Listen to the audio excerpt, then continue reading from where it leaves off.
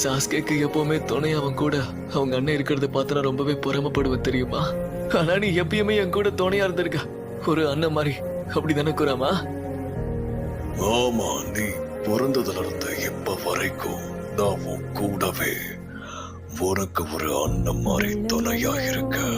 ஆனா உன்னை எனக்குள்ள சீல் பண்ணதுக்கு அப்புறம் ஹிடன்லி வில்லேஜ் என்ன பார்த்து பயந்துதான். அவனுங்களை இப்ப நம்ம கால்ல தான் விழுந்திருக்காங்க.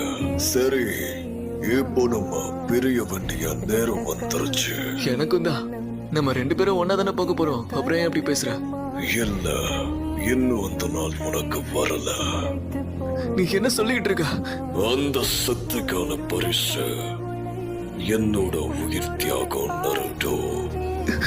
இல்ல, என்னை விட்டு போகாத. நீயோ சீக்கிரமா வந்து சேர்ந்து